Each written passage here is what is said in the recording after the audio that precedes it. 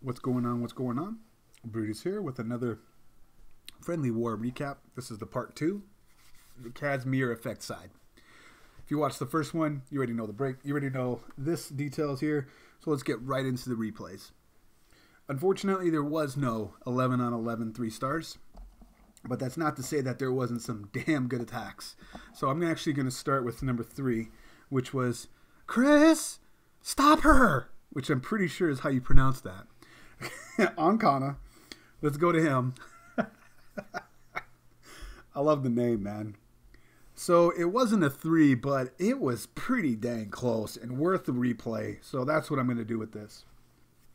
And it's not a boner attack. Haven't seen one of those in a long time. That's probably why I was a 90. Wasn't a clear. No offense. I'm just saying, like pre-update, that clears. I mean, that's the meta. However, loons are the meta now. Because they're just so awesome. All right, so he starts a nice little walk here with a warded behind it, rage at the right spot so that she handles the queen, and Stu goes all the way back up to full health. Warden and Stu right behind. I like how the healers are now locked onto the warden, which I don't think is a good thing. There they go. Now they keep switching back and forth to the queen. Starts a nice little funnel going on right here. CC Giants, which I'm a huge fan of when you're going against multi-infernals like that in a place of a golem. And then he starts his bowlers along with that. And somebody had asked in the clan chat a while back, like, why do you bring Giants in the CC instead of a golem? Well, if my job is to get the infernal with bowlers, a way to, and it's 10 on 10, a way to help protect them from infernal streams as they go through it.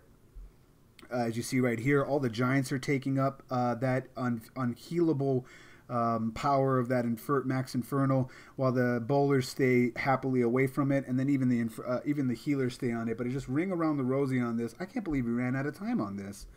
Ring around the rosy all the way around. Late CC lure. Was there no? You must have already got that. I must have missed it. Was there no eagle? Is this a 10.5? What is with me on these replays? Sorry about that. I'm gonna have to see if there was even an eagle. I don't remember seeing it. Anyway, still a nice attack, Chris. Stop her. You're gonna have to tell me in the comments section, man. What is that all about? There's gotta be a story there that I want to hear. Queen works her way inside, takes care of the infernal. Stu got a super queen going on with bowlers to complement, but all the miners are done, except just a few burrowing underground here. We got, we had Billy the bowler on the far right just die all by himself to the giant bomb. They get stuck behind this wall, and it looks like the wizard tower and these trash buildings on the far left are just beyond that 5 tile radius. Actually, not even just beyond, quite a ways beyond. Go to ×2, I can see why these last 2 layers is what stopped it, which is really unfortunate. I'm going to have to look at the replay to make sure this wasn't a 10.5, because that would feel horrible if it was. I could have sworn Kana was a full 10. I'm full 11. Oh, come on. Yeah, eagle right there. That's what I'm talking about. I would make that mistake. What's wrong with me? Let's move on down. Very close double. Nice job, Chris. Stop her. Let's take a look at the only 10 on 10 clear. Of course, it's my base. And it's Vaho. Defended once. Someone tried to use a surgical EQ where they open up just that channel in the middle so they can go down. It's actually what I was hoping someone might try to do. And it didn't work out. It was like a 60% double or something like that. But this was a really nice one. And the time was close. This came down to like 7 seconds left on the clock, which just tells you who number 42 works for. Or nobody. CC comes out. Which Valk Baby Dragon. Ooh, go to ×1 so we can appreciate this. Started the hogs early on the left. Queen under rage. Behind the protection of a golem, which takes away some key splash defenses and giant bombs. Both infernals are now down, and he has just about 5 or so or 6 or so hogs left that make it through the rest of the raid with only 1 heal. And he had 4 wizards on cleanups, which he should have started dropping right about now. Right there, and right there. But he sends them down here. I'm not quite sure why he did that. Probably would have had a lot more time left over. Because of those 3 wizards he put down, he only had 1 left. I think maybe he was trying to direct them away from, there it is, giant bomb. That's why. Yep, smart move. Well scouted, bruh. Really well scouted. Go to ×2, nothing but cleanup, and it does work all the way back around. And I was really praying, like, come on, hoggies, fly, piggies can fly. But he ended up winning. Nice job. Really nice Vaho at 10 on 10. So nice job, number 42. And then we'll move on down to the 9s, because there was no other 10 on 10 clears. So let's go down to number 15. Chief Eli. Again, well, not again. This is people watching this for the first time. It was really hard for me to pick out which replay, so I kind of focused on non-max royals. We get enough of that from other avenues. And people that had beer runs. And I believe Chief Eli was one of them. Or maybe not. Maybe it was just a fresh hit that I really liked. Max Town Hall 9, going straight into the teeth. This one, I believe, this one was a fresh hit. Straight into the teeth, found the Tesla farm, double jump, gets in, and gets him access to the about 70% of the base, but that the other 30 or 40%, because I have a Hawaiian math, is what the 19 hogs and 2 heals will do. And of course, he's got skeleton for any cleanup or distractions needed as they pose themselves. If I could nitpick, and I will, sorry, about this raid, the only thing I don't like about it is I would send my hogs right now. I wouldn't wait. I'd send my hogs right here at the Wiz Tower to help protect my queen who's being annihilated.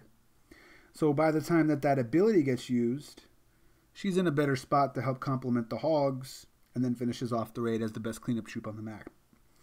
However, he waited, sticking true to his plan. Sends the hogs and keeps them under heal. It's nothing but cleanup. It's done deal at this point because he has 2 heals left and only 1 Wiz Tower that he'll end on, and that's really nothing. Plus, he has Larry traps to help start cleaning up the top here, which I thought was very clever. Nothing in the corners. ×4, nothing but cleanup at this point. Nice job, Chief Eli. Look at this. Annie the archer here just chilling out, working on the elixir all Baja Lonesome. Headbanger. Look at these Larrys. Man, them Larrys are awesome. I remember when Go Wee Wee was like the biggest thing out there, and there was just Larrys for days. Down to 23. To Yang did have a beer run, but this one I really liked. God, it's another 8.5. Oh my God, my eyes, does my eyes deceive me? I apologize if I've noticed this. God, I gotta pay more closer attention. If I'd known this was an 8.5, I probably would have picked a different base. But we're already in it, and it still shows. Really what I wanted to show you guys was there was a lot of air attacks, and the ones that had the most success were air attacks. Surprise, surprise. Cold Blood entry, unless I missed the, I must have missed the Shattered, but I think it was a Cold Blood entry. Bowlers in this in the middle, and then I believe it was a Cold Blood. There's no way he would add that many loons and hounds and stuff like that if it was a Shattered. But Cold Blood entry, that golem only now breaks, but then again, this is because there's no max bows on the ground, or bows for that matter. Or else that push wouldn't have been so far. And that's the difference bows make. Especially max ones, doing 90 DPS coming at you with a shit ton of HPS to try to break down. But the fundamentals that he brings here are still really nice. He's double stacking the first AD, and then because they're so close to each other, go ahead and send the other one so that you can start flanking with your remaining loons. If anything, again, if nitpicking, you have 4 corners where you have a hut. Loons end on that side, but why make them fight for that? Hold some loons for the back end, especially for this trash ring back here. You want to use that to clean that up, but he has an ability left in the bag. And it is overkill because it is unfortunately 9 versus 8.5. Go to ×4. Nevertheless, it's still a nice attack, Toyang. Or Toya is what I call him.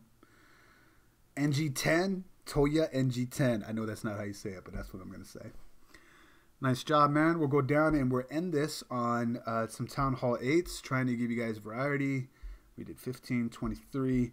I really, really like this Town Hall 8 raid because it wasn't something you would expect to see. If we throw some hogs in there and some Valks, then we have Noah's Ark for Town Hall 8. Maybe just a handful, sprinkle in some goblins. But Shattered Entry to get, with bowlers in the CC, to get 2 air defenses, the CC, and minions on the right side to funnel, and just a handful of wizards to get that push in. I just really liked it. It's something I haven't seen. You don't see this very often at Town Hall 8. Really great wide funnel for those bowlers. There's no way they're walking on you now. CC, poison down, rage for that. He actually bags the spell, or he could have, but bags rage for that whole mess in the core right there that accomplishes his job. Sends just 2 dragons to tank for his surgical wounds. He took down all the air defenses, mind you, with his bowler and shattered gobo. And then 2 dragons, which were overkill in my opinion. Rage down with a wad of loons coming at everybody. And then everything's just gone. I mean, he didn't even need all that. Like, really, bro? Really? That's just mean. I really liked it. If dangerous spot is that the wad of loons are coming in on a whiz tire, which usually makes quick work of them. But he had so much stuff left over, it didn't matter. It was such a nice attack. It's probably my favorite Town Hall 8 raid of the entire war. Nice job, Stana. And that'll do it for this recap from the Casimir side against Learn Power.